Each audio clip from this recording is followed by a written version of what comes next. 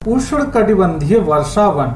ये वन पश्चिमी घाटों के अधिक वर्षा वाले क्षेत्रों लक्षद्वीप, अंडमान और निकोबार द्वीप समूहों, असम के ऊपरी भागों तथा तमिलनाडु के तट तक सीमित हैं। ठीक है,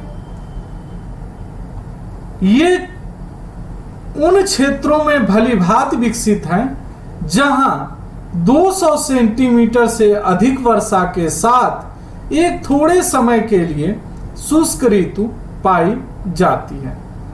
तो आइए इस मानचित्र में देखते हैं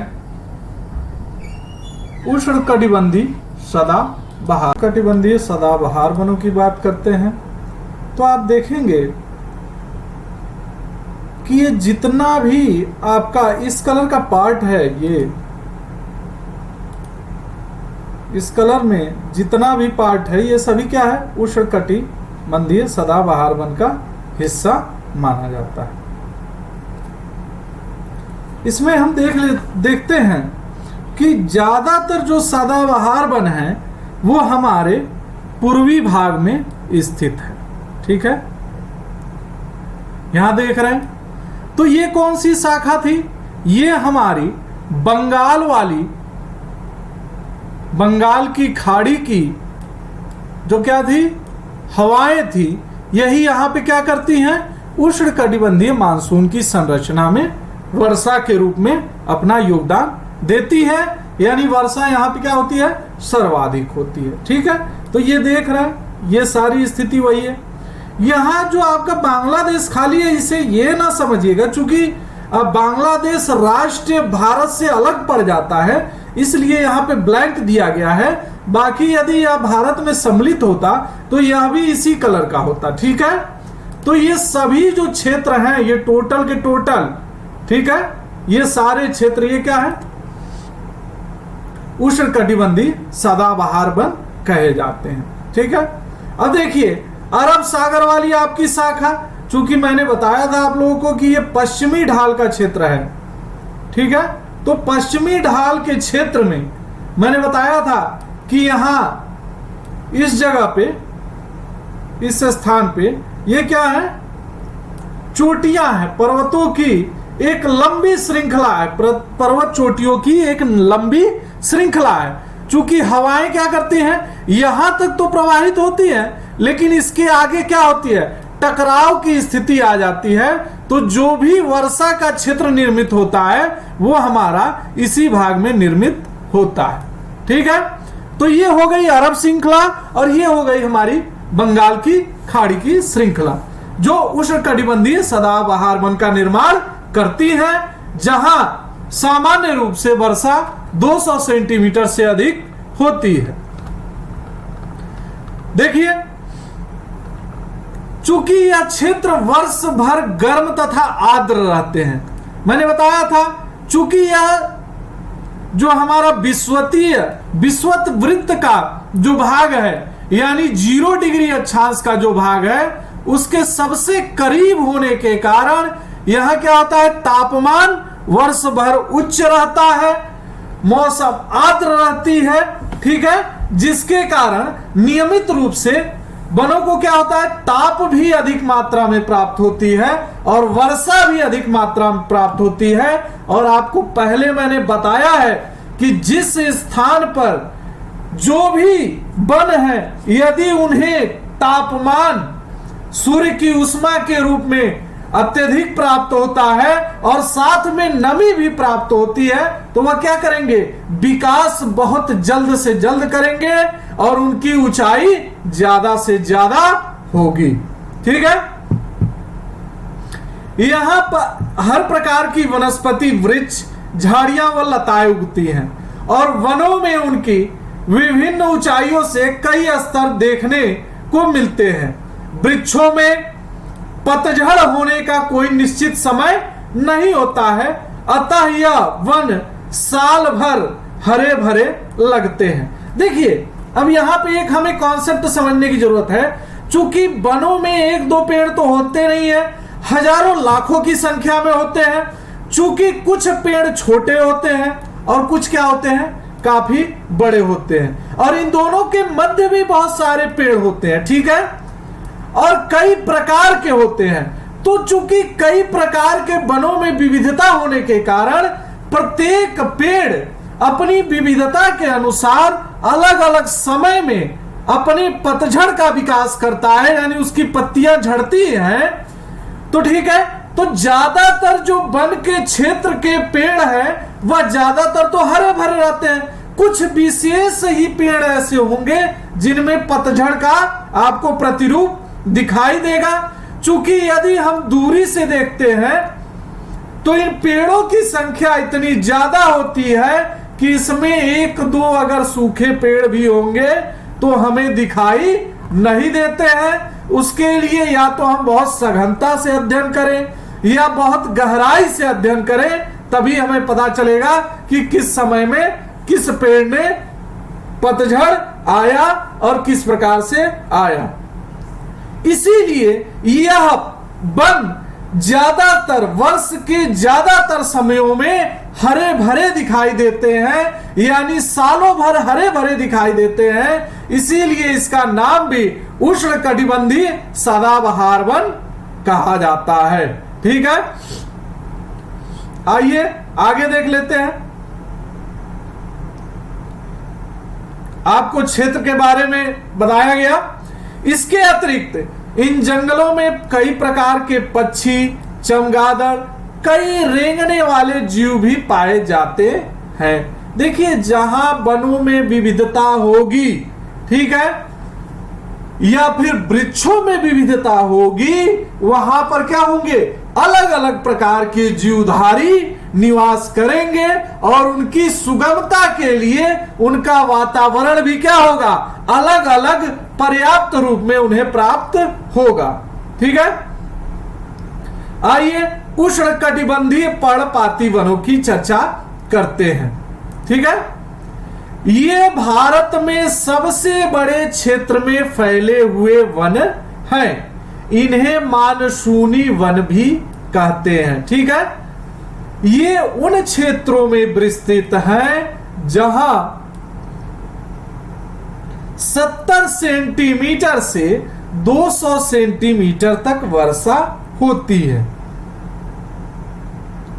इस प्रकार के वनों में वृक्ष शुष्क ग्रीष्म ऋतु में 6 से 8 सप्ताह के लिए अपनी पत्तियां गिरा देते हैं। ठीक है, तो इन वनों के साथ क्या होता है, ये वन जहां पर भी होंगे वहां पे क्या है, ये पूरा एक समानता रहती है।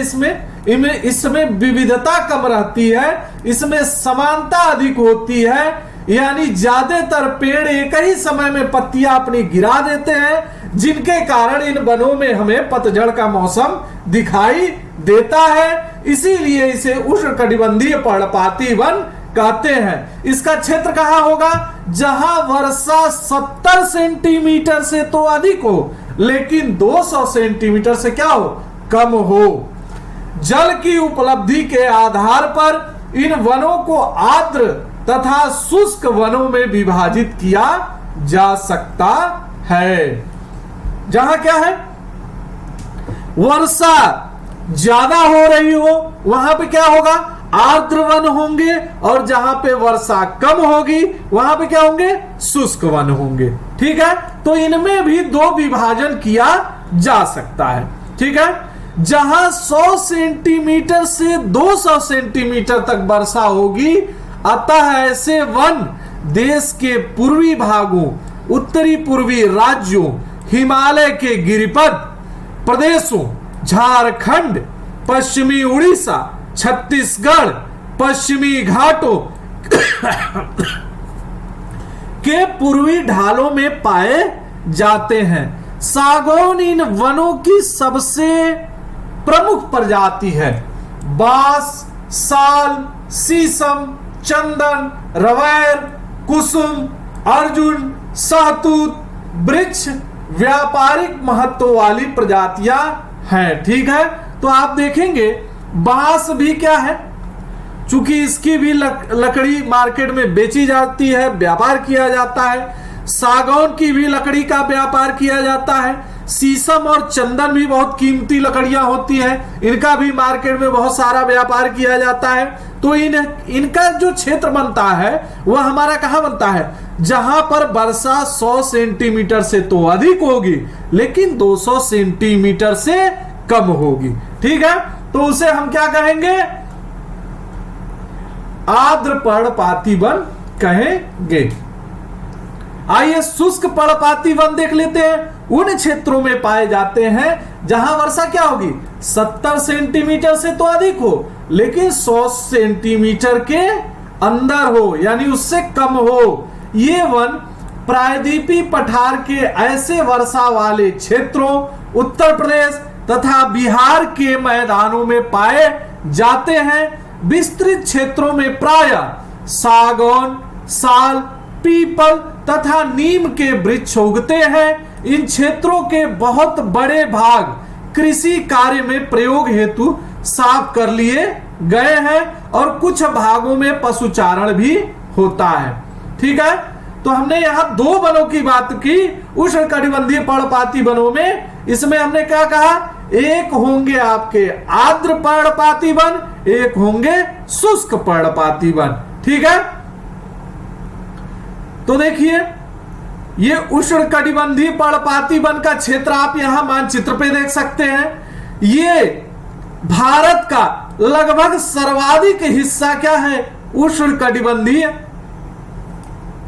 पर्णपाती वनों का विस्तार है। ठीक है, ये देख सकते हैं यहां ये सारा। ठीक है, ये आपका है, ये सारा जो भी क्षेत्र है ये सभी क्या है, उष्णकटिबंधीय पर्णपाती वन के हैं। देखिए साथ के साथ आप एटलस के मदद से मानचित्र में जरूर देख लीजिएगा कि किस स्थान पर किस प्रकार की वनस्पति या कौन से वन क्षेत्र निर्मित है, क्योंकि यह परीक्षा में मानचित्र भरण कार्य के लिए पूछे जाने वाले अति आवश्यक प्रश्न माने जाते हैं। तो इसे आपको ध्यान रखना होगा। आइए इन जंगलों में पाए जाने वाले जानवर प्रायः सिंह, शेर, सुअर, हिरण, हाथी हैं। विविध प्रकार के पक्षी, छिपकली, सांप और केचुए भी यहां पाए जाते हैं। ठीक है, तो ये इन प्रकार के इन जानवरों के लिए चूंकि यहाँ का वातावरण क्या है, अनुकूल है, इसीलिए यहाँ ज्यादातर यह निवास करते हैं। अब आइए आगे देखते हैं कटीले वन तथा झाड़। जिन क्षेत्रों में 70 सेंटीमीटर से कम वर्षा होती है वहां प्राकृतिक वनस्पति में कटीले वन तथा झाड़ियां पाई जाती है। इस प्रकार की वनस्पति देश के उत्तरी पश्चिमी भाग में पाई जाती है, जिसमें गुजरात, राजस्थान, छत्तीसगढ़, मध्य प्रदेश, उत्तर प्रदेश, हरियाणा अर्ध शुष्क क्षेत्र सम्मिलित हैं। तो ये क्या है, ये चूंकि अर्ध शुष्क क्षेत्र होते हैं, यहां आप देखेंगे तापमान तो उच्च रहता है।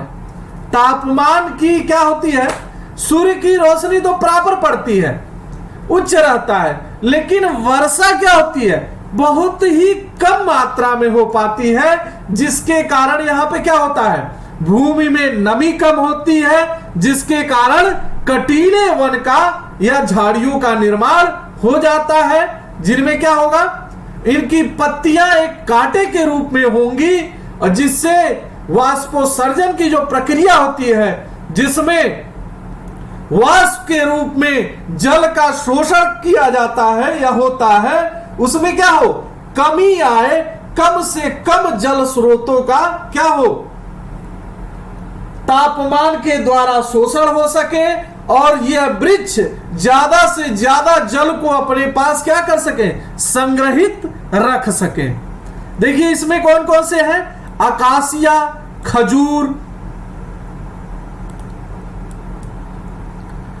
उसके बाद से यूफोरोबिया तथा नागफनी, यहाँ की मुख्य पादप प्रजातियां हैं। ये देख सकते हैं आप, ये सारी है, ठीक है। कटीले वन की झाड़ियां, इनमें देखा होगा आपने, अगर आप देखना चाहें तो मानचित्र गूगल मैप से भी देख सकते हैं कौन से क्षेत्र है, और आप चाहें तो गूगल में इमेज से भी देख सकते हैं। इनको डिटेल में डीप से आप देख सकते हैं। इनकी पत्तियां क्या होती हैं, बहुत ही नुकीले और कांटे की तरह होती हैं, ठीक है। इन वनों के वृक्ष बिखरे हुए होते हैं। इनकी जड़ें तथा जल की तलाश में चारों ओर फैली होती है। इनकी जड़ें क्या होती हैं, चूंकि चारों ओर फैली होती है एक तो, और दूसरी क्या होती है, गहराई तक जाती हैं। क्यों? क्योंकि भूमि में नमी कम है, तो इनकी जड़ें क्या होती हैं, पानी की तलाश में काफी अंदर तक चली जाती हैं। इनके जिनसे वाष्पीकरण कम से कम हो सके। पत्तियां प्रायः छोटी होती हैं, ठीक है, जिनसे वाष्पीकरण क्या हो सके, कम से कम हो सके। शुष्क भागों में झाड़ियां और कटीले पादप पाए जाते हैं, जहां क्या हो, तापमान तो उच्च हो लेकिन वर्षा की मात्रा क्या हो, निम्न हो, यानी 70 सेंटीमीटर से भी कम हो। इन जंगलों में प्रायः चूहे, खरगोश, लोमड़ी, भेड़िए, शेर, सिंह, जंगली गधा, घोड़े तथा ऊंट पाए जाते हैं, ठीक है। तो चूंकि ये भी प्राकृतिक वनस्पतियां हैं, वन क्षेत्र के अंतर्गत आती हैं, ठीक है, लेकिन इनमें क्या है कि इनको जल की मात्रा बहुत कम प्राप्त होती है, बहुत सीमित मात्रा में प्राप्त होती है। इसी कारण इनका विकास क्या है, कटीले स्वरूप का है। इनकी पत्तियां ज्यादातर कांटेदार होती हैं। अब आइए पर्वतों की बात कर लेते हैं। देखिए, पर्वतीय क्षेत्रों में जो भी वन हमें दिखाई देते हैं, ये सभी क्या होंगे, पर्वतीय वन कहे जाते हैं। सीधी सी बात है, नाम से भी पता चल रहा है, चूंकि पर्वतीय क्षेत्र में है इसीलिए इन्हें क्या कहा जाता है, पर्वतीय वन कहा जाता है। अब इनका प्रकार कैसा है, विविधता कैसी है, स्वरूप कैसा है, इसकी चर्चा हम आइए देख लेते हैं, समझ लेते हैं आपके साथ। पर्वतीय क्षेत्रों में तापमान की कमी तथा ऊंचाई के साथ साथ, ठीक है ना, दो फैक्टर हो रहे हैं। एक तो तापमान में कमी और दूसरा ऊंचाई। पर्वतों के साथ यही होता है भाई, जहां जमीन का क्षेत्र होता है, पर्वतों की आधार होती है, आधारशिला, वहां क्या होता है, तापमान तो ठीक रहता है, उच्च रहता है, लेकिन जैसे जैसे इनकी ऊंचाई बढ़ती है वहां क्या होता है, तापमान गिरता हुआ हमें दिखाई देता है। तो जैसे जैसे ऊंचाई बढ़ेगी, तापमान गिरेगा, वैसे वैसे इनके पेड़ों में भी विविधता हमें दिखाई देती है।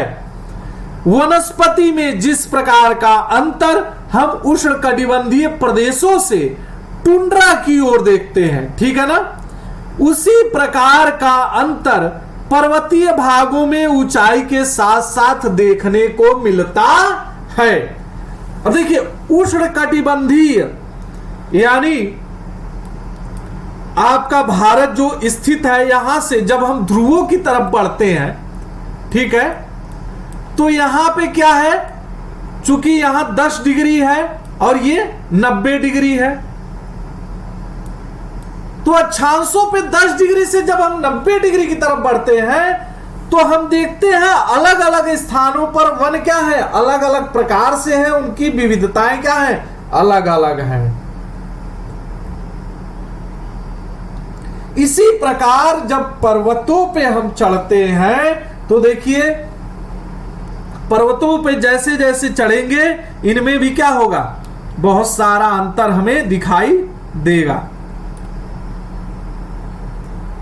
1000 मीटर से 2000 मीटर तक की ऊंचाई वाले क्षेत्रों में आर्द्र शीतोष्ण कटिबंधीय वन पाए जाते हैं। इनमें चौड़ी पत्ती वाले ओक, चेस्टनट जैसे वृक्षों की प्रधानता होती है। 1500 से 3000 मीटर की ऊंचाई के बीच शंकुधारी वृक्ष जैसे चीड़, पाइन, देवदार, सिल्वर, फर, स्प्रूप, सीडर आदि पाए जाते हैं। ये वन प्रायः हिमालय की दक्षिणी ढलानों, दक्षिण और उत्तर पूर्वी भारत के अधिक ऊंचाई वाले भागों में पाए जाते हैं। ठीक है, तो ऊंचाई बढ़ेगी तो वनों में क्या होता है, शंकुधारी प्रवृत्ति होती है, यानी ये इस तरह की हो जाती है। ठीक है, ताकि यदि इनके ऊपर कोई बर्फ जमे भी तो वो क्या हो, ढलान के कारण, तीखी ढलान के कारण यह नीचे चली जाए और वन क्या हो, वन की पत्तियां बिल्कुल ही क्या है, ठंड ना लगे, पाला ना लगे और बिल्कुल साफ सुथरी हो। ये वन प्रायः हिमालय की दक्षिणी ढलानों, दक्षिण और उत्तर पूर्व भारत के अधिक ऊंचाई वाले भागों में पाए जाते हैं। आइए देख लेते हैं। पर्वतीय वन ये है हमारा पीला वाला भाग, ये आप देख सकते हैं। ये क्या है, हिमालय का क्षेत्र है, ये अभी है। अब देखिए यहां भी खाली पड़ा हुआ है जो नेपाल का हिस्सा, तो ये ऐसा नहीं है यहां नहीं है, यहां भी यही वन है, पर्वतीय वन ही है, लेकिन चूंकि यह अलग राष्ट्र है इसलिए हम उसकी चर्चा नहीं किए हैं। हम भारत की प्राकृतिक वनस्पति की चर्चा कर रहे हैं, पढ़ रहे हैं, इसीलिए हम भारतीय क्षेत्रों की बात कर रहे हैं। ठीक है, तो भारतीय क्षेत्रों में हम देखेंगे क्या क्या है, कहां कहां है। तो ये हमारा हो गया जम्मू कश्मीर का भाग, ये हो गया हमारा सिक्किम का भाग, ये हमारा हो गया अरुणाचल प्रदेश का भाग। देखिए हिमालय की ही श्रेणियां यहां से लेके यहां तक हैं, तो इन पे ज्यादातर जो विकास हुआ है वो क्या हुआ है, किसका हुआ है, पर्वतीय वन का विकास हुआ है। आइए आगे देख लेते हैं, पढ़ लेते हैं क्या है। दक्षिणी ढलान दक्षिणी उत्तरी पूर्वी भारत के अधिक भागों में पाए जाते हैं। अधिक ऊंचाई पर प्रायः शीतोष्ण कटिबंधीय घास के मैदान पाए जाते हैं। शीतोष्ण कटिबंधीय घास के मैदान यानी इनका क्या होता है, लंबाई कम हो जाती है। घास क्यों कहा जाता है, क्योंकि ये भी तो वन ही की ही प्रजाति है, लेकिन इनकी लंबाई क्या है, बहुत ही घट जाती है और यह शीतोष्ण यानी शीत वाले प्रदेशों में रहते हैं, इसीलिए इन्हें शीतोष्ण कटिबंधीय घास के मैदान कहे जाते हैं। 3600 मीटर से अधिक ऊंचाई पर शीतोष्ण कटिबंधीय वनों तथा घास के मैदानों का स्थान अल्पाइन वनस्पति ले लेती है, यानी यह क्या होती है, बिल्कुल ही आपको धरातल से सटी हुई दिखाई देगी। सिल्वर, फर, जूनिपर, पाइन व बर्च इन वनों के मुख्य वृक्ष है। जैसे जैसे हिम रेखा के निकट पहुंचते हैं इन वृक्षों के आकार छोटे होते जाते हैं। ठीक है, तो इनकी लंबाई क्या होती जाएगी, छोटी होती जाएगी। इन सभी जो वृक्षों के नाम हैं ये आप देख सकते हैं गूगल के इमेज वाले ब्लॉक में, आप एक एक पेड़ और उसकी प्रजाति को सर्च करके बिल्कुल डिटेल में देख सकते हैं और बहुत गहराई से अध्ययन कर सकते हैं। अंततः झाड़ियों के रूप के बाद वे अल्पाइन घास के मैदानों में विलीन हो जाते हैं। इनका उपयोग गुज्जर, बक्करवाल और घुमक्कड़ जातियों द्वारा पशुचारण के लिए किया जाता है। चूंकि यह क्या होती है, बिल्कुल जमीन से लगी हुई होती है, घास से भी छोटी होती है। ठीक है, तो इसको क्या करते हैं, जानवर जो है कि अपने चारण के लिए प्रयोग करते हैं या इसका चारण करते हैं। अधिक ऊंचाई वाले भागों में मांस, लीचन, घास, टुंड्रा वनस्पति का एक भाग है। ये मांस है, मांस, लीचन, घास, ठीक है ना, तो ये टुंड्रा वनस्पति है। इन वनों में प्रायः कश्मीरी महामृग, चित्रा, ठीक है, हिरण, जंगली भेड़, खरगोश, तिब्बती बारहसिंघा, याक, हिम तेंदुआ, गिलहरी, रिच, आईबैक्स, कहीं कहीं लाल पांडा, घने बालों वाली भेड़ तथा बकरियां पाई जाती हैं। इन वनों में ये जानवर पाए जाते हैं। इन्हें आप देख सकते हैं। बहुत ज़्यादा डिटेल में मैं इसको नहीं बताऊंगा आपको, क्योंकि बहुत ज़्यादा डिटेल बताने में जो है कि समय ज़्यादा लगेगा और लाभ भी विशेष प्राप्त नहीं होगा।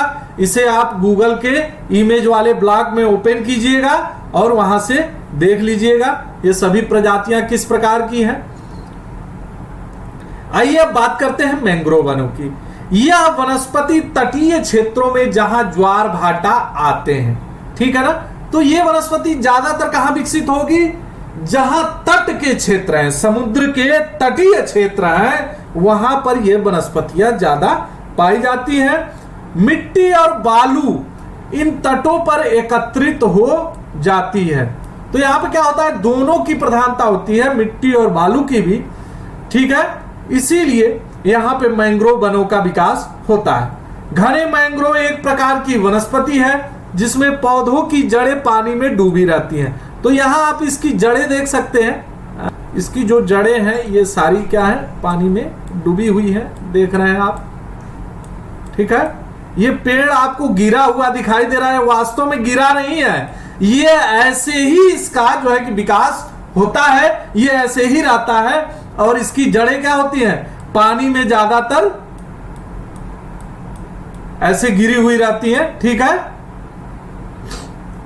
तो ये गिरा हो रहा नहीं है, ये ऐसे ही है, जैसे यहां आपको ये खड़ा है ना, वैसे ही यहां पे ये भी अपना जो है कि स्टैंड किए हुए हैं। तो इसलिए आप लोग किसी भ्रम में नहीं पड़ेंगे। आइए देखते हैं, जिसमें पौधों की जड़ें पानी में डूबी रहती है। गंगा, ब्रह्मपुत्र, महानदी, गोदावरी, कृष्णा तथा कावेरी नदियों के डेल्टा भाग में यह वनस्पति मिलती है। गंगा ब्रह्मपुत्र डेल्टा में सुंदरी वृक्ष पाए जाते हैं जिनसे मजबूत लकड़ी प्राप्त होती है। नारियल, ताड़, क्योड़ा व एंगार के वृक्षों में भी इन भागों में पाए जाते हैं। इस क्षेत्र का रॉयल बंगाल टाइगर प्रसिद्ध जानवर है, ठीक है। इसके अतिरिक्त कछुए, मगरमच्छ, घड़ियाल और कई प्रकार के सांप भी इन जंगलों में मिलते हैं, ठीक है। अब आपका हम शुरू करते हैं वन्य प्राणी।